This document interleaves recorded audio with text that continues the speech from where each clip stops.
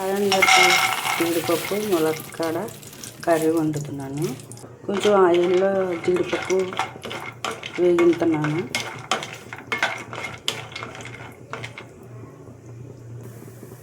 ఇది ఎర్రగా ఎగిపోయింది కదా, పక్కకు తీసేస్తున్నాను. జీడిపప్పు తీసేసిన పెనంలోనే కొంచెం ఆయిల్ వేసుకొని మళ్ళీ ఉల్లిపాయ పచ్చిమిరకాయలు మిక్సీ పట్టేసి టమాటా మిక్సీ పట్టేసింది వేస్తాను.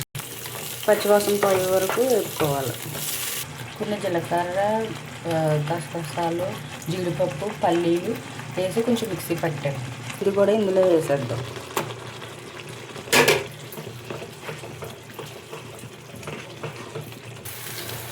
ఇది ఎర్రగా వేగిపోయింది కదా, ఇప్పుడు ఉప్పు, కారం, పసుపు,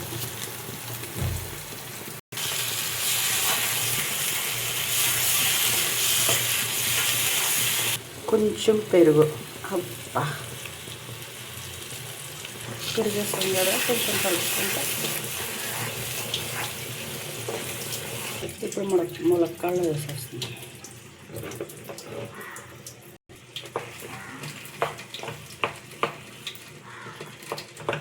ఇది ములక్కాళ్ళకి పట్టి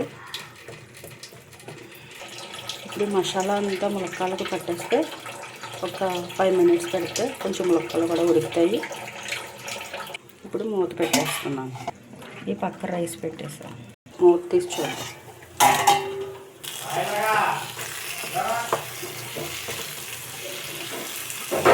ముందు నూనెలో వేపుకున్న జీడిపప్పు వేసేస్తాను.